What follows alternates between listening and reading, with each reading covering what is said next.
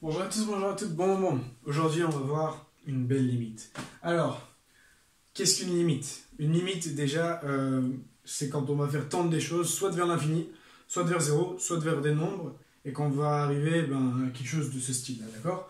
Bon, déjà, dans un premier temps, qu'est-ce qu'il faut savoir? Le nombre E, d'accord, qui est égal à 2,7281, d'accord? Alors, ce nombre E, sa particularité, comme j'arrête pas de le répéter, c'est que E exposant x, la dérivée de E exposant x, c'est E exposant x. Et donc avec ça, on va pouvoir calculer sa valeur, mais on verra ça dans une vidéo précédente. Et tout simplement, il y a plusieurs propriétés, d'accord? Première propriété, c'est que cette limite-ci, la limite quand x tend vers l'infini, de 1 plus 1 sur x exposant x est égal à E, d'accord? Donc si je fais tendre x vers l'infini, 1 sur x, ça va tendre vers 0. Et si j'expose ça à l'infini, donc j'ai 1 plus un nombre qui tend vers 0 exposant à l'infini, et au final, ça me donne E, d'accord? Bon, je ne vais pas démontrer ceci, d'accord? Je vais plutôt démontrer ce qui est en dessous, ok? Alors, ceci, on va pouvoir le démontrer, mais plus tard, par la suite, parce que vous n'avez pas encore... Enfin, voilà, quoi. Bon, où est-ce que j'ai foutu? Et voilà. Non, voilà, ici. Bon. Ok, super. Alors, on va calculer cette limite-ci. Ok, alors, qu'est-ce qui diffère de la première limite? Au lieu d'avoir 1 sur x, j'ai a sur x. Au lieu d'avoir x, j'ai bx. Ok, en exposant. D'accord, donc j'ai toujours x qui tend vers l'infini. Ok, alors comment je vais pouvoir essayer de réarranger ça?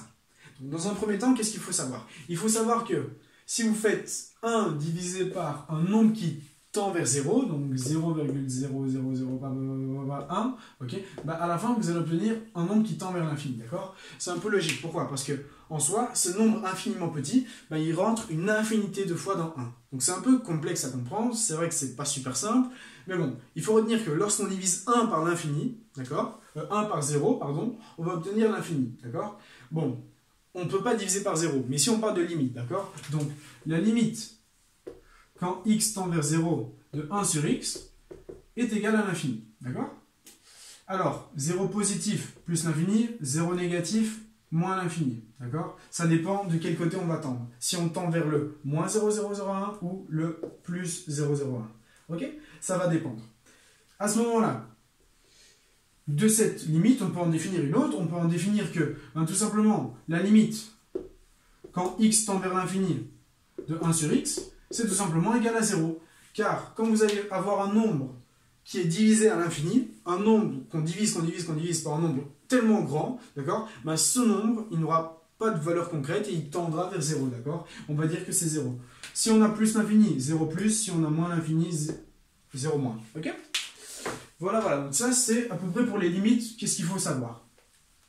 Bon, maintenant, j'ai ici ma première limite avec x qui tend vers l'infini. Ici, pareil, aucune indication pour a et b. Ça veut dire que a et b peuvent être n'importe quel nombre, d'accord? On va dire que a et b, d'accord, ils peuvent appartenir, dans un premier temps, au réel, ok?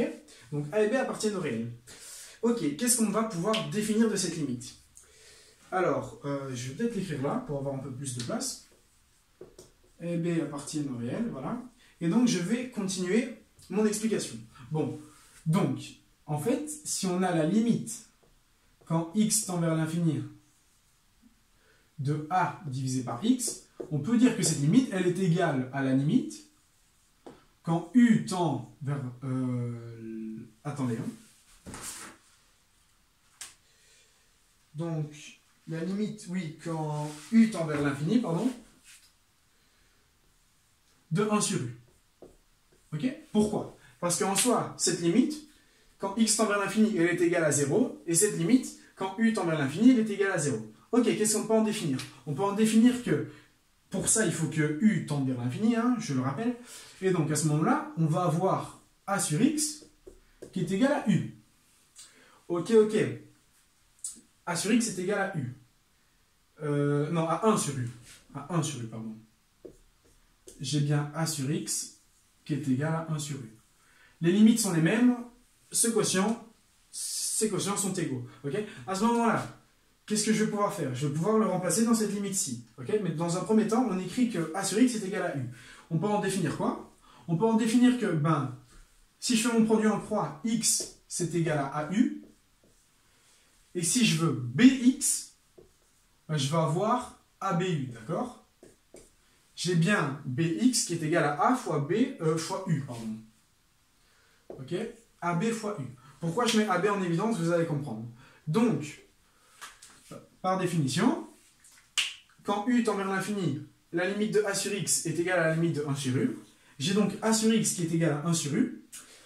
On peut en définir, avec le produit en croix, que X est égal à AU. Si je multiplie par B, j'ai bien BX qui est égal à AB fois U. Et donc, qu'est-ce que ça va nous servir à ça? Ben, j'ai AX et j'ai BX. Je vais tout simplement essayer de réécrire la limite en fonction de U. Cette limite qu'on avait ici, d'accord? Qu'on va appeler grand L. Ben, grand L, c'est égal à quoi? Grand L, on sait que c'est, à ce moment-là, la limite, quand U tend vers l'infini, de. Et donc, j'ouvre la parenthèse, j'ai 1 plus. Et donc, j'avais A sur X. A sur X, c'est 1 sur U. 1 sur U.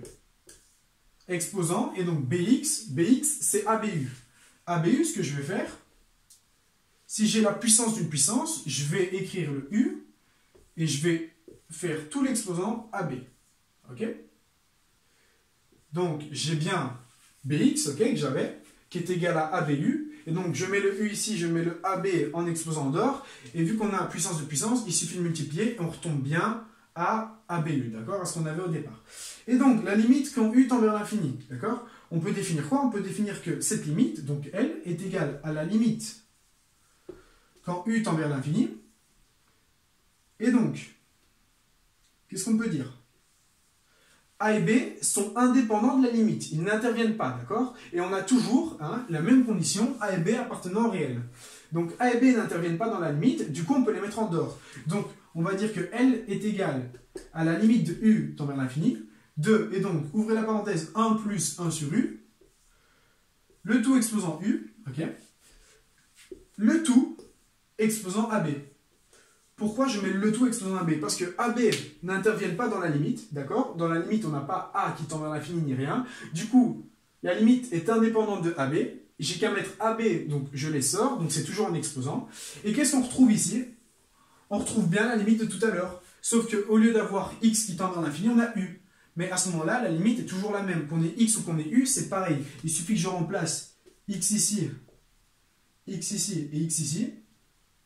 Voilà. Et donc, j'ai bien la limite quand X tend vers l'infini de 1 plus 1 sur X, exposant X, le tout exposant AB. Et donc, cette limite à l'intérieur, qu'est-ce que c'est? Ben, c'est très simple. C'est E. On l'a défini tout à l'heure. Et donc, la limite, d'accord, quand X tend vers l'infini de 1 plus A sur X exposant BX, ben, c'est tout simplement E, d'accord, l'intérieur de cette parenthèse, exposant AB. Et donc, on a E exposant AB. Voilà, voilà. Et donc, ceci referme cette vidéo. Donc, lorsqu'on a la limite quand x tend vers l'infini de 1 plus a sur x, le tout exposant bx, ça nous fait bien E exposant AB. Avec cette définition qu'on connaît déjà, d'accord? Donc, la limite quand x tend vers l'infini de 1 plus 1 sur x, exposant x, est égal à E. Ok? Donc, les calculs sont vraiment très simples, c'est pas compliqué. On a les deux limites qui sont égales parce qu'on fait tendre x et u vers l'infini. Du coup, si on a les dénominateurs qui tendent vers l'infini, on peut dire que ces limites sont égales à 0. D'accord? Du coup, ce sont les mêmes. À ce moment-là, on définit que a sur x, c'est égal à 1 sur u. Produit en croix, j'ai bx qui est égal à abu. Ok? Et ensuite, qu'est-ce que je fais? Je pose ma limite, ok? Ma limite, c'était quoi? C'était 1 plus a sur x. Donc, a sur x, c'est 1 sur u. Donc, je réécris 1 sur u. Et bx, pardon, c'est ABU. Et donc, ce que je fais, c'est je mets le U et je fais tout exposant ABU. Car si j'ai puissance de puissance, j'ai qu'à multiplier les puissances entre elles. Ok? À ce moment-là, ben, A et B sont indépendants de la limite. Je rentre la limite à l'intérieur. Toute cette limite, c'est égal à E. D'accord? Et donc, notre limite L, c'est bien E, le tout exposant AB. Et donc, j'ai bien E exposant AB. Voilà, voilà. Donc, petit exemple maintenant. Si par exemple, j'ai la limite quand x tend vers l'infini de 1 plus 3 sur x exposant 4x, ce sera égal à E exposant donc 3 fois 4, ce qui nous fait E exposant 12.